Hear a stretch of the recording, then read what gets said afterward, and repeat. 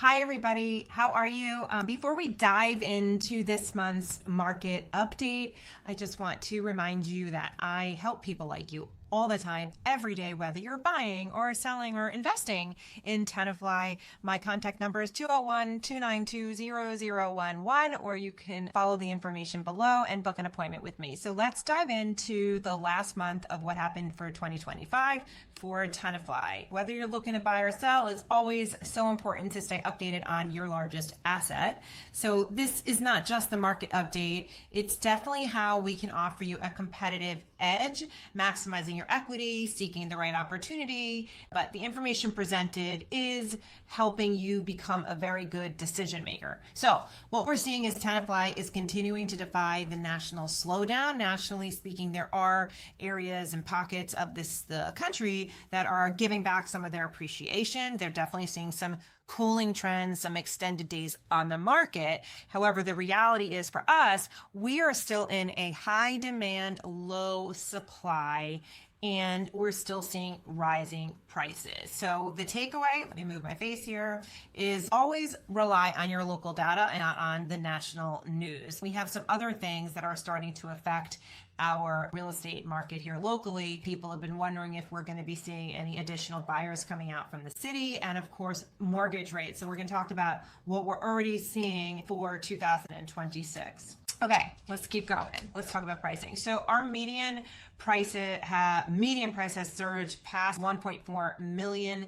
That's a huge number. So that's still representing double-digit growth.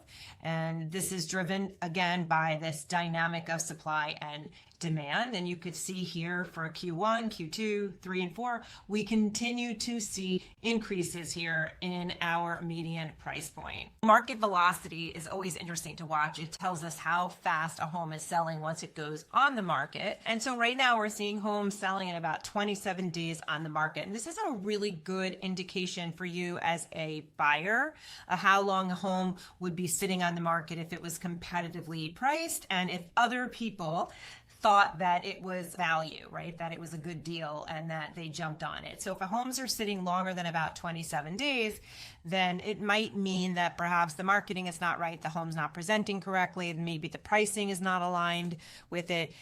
Please keep in mind when you're talking about new construction homes that are not finished, those don't count. Those are going to sit on the market longer because it's way harder to visualize a new construction before it's finished. We did just actually put into contract a new construction house that was framed and on white, and we just put it into contract for $2.3 million.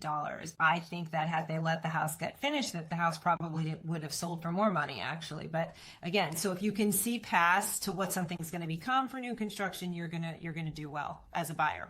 Anyway, you're seeing well-positioned homes priced right are going to sell faster. Different locations in Tenafly are also going to sell faster. Things that are maybe, on a busier street are going to sell a little bit slower than others. Things that are walking distance to some of our synagogues are going to sell faster. We see a big uptick in that opportunity as well. And of course, when we have a house that is more updated and turnkey, we're going to see those houses move faster. So it doesn't necessarily mean that if your house is past that 27 days that you have a problem. It just means that something might not be quite aligned, and either you're going to be maybe a bit more patient, or you're going to maybe look to see how the marketing is. You're going to look to see if you're doing enough open houses. You're going to look to see how many agents have actually come into the house. And you might end up with something called a price adjustment. Those are not atypical. But just stay ahead of it, I would say. Just stay in communication with your agent and make sure that that's how we do it. We're very communicative with our clients. If we feel like something's not aligned, we always want to have that conversation with our clients to make sure that they feel good about the process and that we're not waiting too long to make a price adjustment. Of course, it's always directed by the seller, right? So the first month sale rate, nearly 9 out of 10 homes listings that do sell within that first 30 days. It emphasizes the importance of a launch strategy. So speed for sure equals market confidence. So we are seeing that. We have an inventory crisis. I have been saying this for a while. Tenafly specifically is definitely in a housing recession. It's a recession in units, not in pricing. So we have less than 30 active listings across price ranges, and that's historically super low. People tend to think that there's a lot of new construction out there because I feel like you all see a lot of building going on, but it's not. We actually don't have enough new construction. We have a good amount of new construction coming in the higher end, right? We have several houses coming or on the market for 7 million or north of 7 million, and that is a lot. We don't have enough inventory coming in the opening price point in new construction or even the middle price point of new construction. That doesn't exist.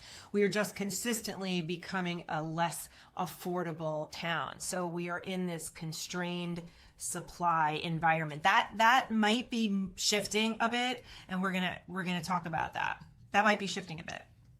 So where are homes selling when they're listed? So we are still seeing on average, homes are selling above, that's what this means, above their list prices. Excuse me.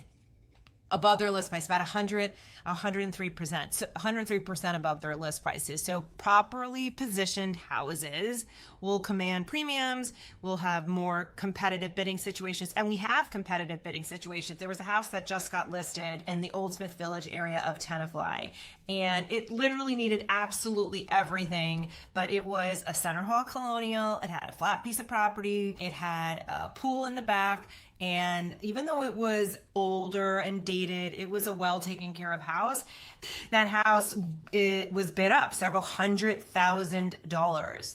It did not go to a developer. It went to somebody who was going to be just renovating the house for themselves. So when that house is right price, you do see all the buyers coming out. You can bid up even hundreds of thousands of dollars for a house that's not new or not updated. So 2/3 of these well-marketed listings are receiving competing offers within the first week. That's kind of crazy. And then we did have some top performers in the fourth quarter that were getting 12% over asking price. So sellers are in command, and this environment is rewarding presentation and negotiation for sure. There's definitely strategy here. All right, this is what's really exciting. So I'm doing this video in January, but I'm looking back in December. We are trending a point below, as far as rates are concerned, a point below where we were this time last year. I am very, very busy speaking to a whole lot of sellers about the market, about putting their houses on the market for spring. And one of the biggest questions is timing. And if you all remember last April, I think it was the end of April, we had the tariff situation, the stock market got hit a little bit, and rates were north of 7%. And we kind of stalled in the middle of what should have been like the high point of our season. It was really, really frustrating. It was frustrating for sellers. It was frustrating for agents. It was frustrating for buyers, because really when people are buying, when you guys are buying, if you're looking to buy, you're buying your affordability. You're buying how much you can afford to pay per month. So understand that when the rates jump or decrease a point, think about it like this. A point in a mortgage rate is about 10% buying power, 10% buying power. So far, for the last several weeks, we have seen rates consistently lower to where we were a year ago, which means more people are going to be buying. More buyers are stepping back in the market, and more sellers are going to be willing to sell their houses and more sellers are going to be willing to sell because they're not giving up their 3% rate for a 7 point something rate. Rates are now hovering below 6, and we don't know. I mean, we don't expect that that's going to change, but you just never know. So when people ask me about timing, I refer to the rates. If our rates are really steady and on the lower side, I say go for it. If there's not a lot of inventory on the market and the rates are competitive, that's a great time to get on the market. I anticipate there will be more product, but that means there will be more buyers. And if that happens, then you are probably going to see a surge in pricing, which You know, it's because your sellers are still in control here because they own the product. You still have less inventory, more buyers. So right now, what I would say to you is if you're a buyer, don't wait. If you're already set on buying a house, and I'm not saying that's the right thing or the wrong thing for you, but if you're already set on buying a house, just get yourself prepared. We have a wonderful program where we help our buyers get very prepared to buy. We even have something where we can make them cash buyers, even if they have to sell a house. So we have multiple programs to fit multiple different types of buyers, and we call it the buyer upside method. So we can work with you if you want to buy something but you can't buy until you sell. That's something we can help you with. Get super educated on the market, and of course it's the execution is all about having your A team together, which is your agent, your lender, your lawyer, and getting everybody on board with you up front to know what you can do, what you can't do, and being positioned to jump when that right house comes up. For sellers in this market, it is so important for you to be prepared. Our Value Up trademark method for helping sellers get the most money for their home, and that is a wonderful program we offer that really just gives you a very strategic approach to maximizing the value of your house. We offer complimentary consultations on that. Overall, even though you're in a seller's market, you could still leave money on the table. We don't want you to do that. We want to help you get the most amount of money. So that's called the Value Up method, and we help sellers like you all the time. We can dive into what that looks like for you anytime. And that's something I do with my clients all the time, is talk to them about how we can get them more money for their house, where to focus your energy, where to invest money, where not to invest money. Always some big questions on, should I do this to get my house ready for the market? Should I not do this to get my house ready for the market? So I'll give you a tip that I tell my sellers all the time, which is your focus should always be on the two biggest ROIs, which is paint and lighting.